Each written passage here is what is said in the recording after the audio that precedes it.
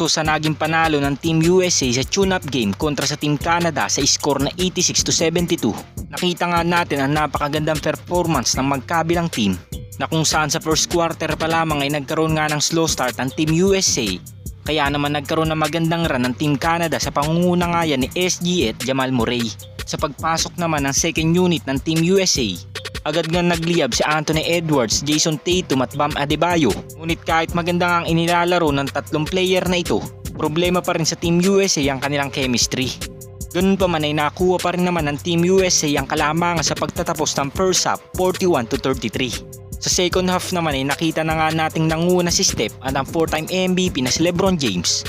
At dahil coach nga ng Team USA si Steve Kerr, ang 2-time MVP na si Stephen Curry nga namamahala sa play, at ang 4-time MVP naman na si LeBron James ang nangunguna sa depensa. So naging balanse na nga ang quarter na ito para sa Team USA at halos lumalayo na nga rin ang kanilang scoring sa Team Canada, kaya naman nasigurado na nga nila dito ang kanilang pagkapanalo. Naging agaw pansin nga din sa quarter na ito ang lob pass ni Stephen Curry sa 4-time MVP na si LeBron James, kung saan nang mangyari nga ang play na ito ay halos nagsisigawan nga ang mga fans sa arena.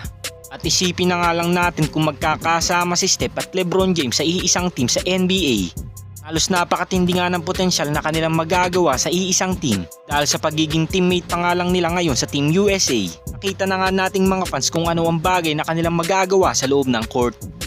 Kayo mga lods, sang-ayon ba kayong magkasama si Steph at LeBron James sa iisang team sa NBA bago sila magretiro? Comment down below lang mga lods. At dahil marami pang mga teams sa ngayon na nagsasaayos ng kanilang lineup sa darating na season, nandito nga ang listahan na inilabas ng Clutch Points na mga notable remaining free agent hanggang ngayon. So unahin na nga natin si Kyle Lowry, Paul Reed, Markelle Fultz, Patrick Beverley, Spencer Dinwiddie, Gordon Hayward, Cedi Osman, Josh Okogie, Evan Fournier, Isaac Okoro, Precious Achiuwa, Jay Crowder, McDermott, Tyus Jones, Luke Kennard at Lonnie Walker IV. So 16 players hanggang ngayon na nananatiling notable free agent sa season ito, at pwede nga itong maging option ng mga teams na hindi nagkaroon ng pagbabago nitong free agency.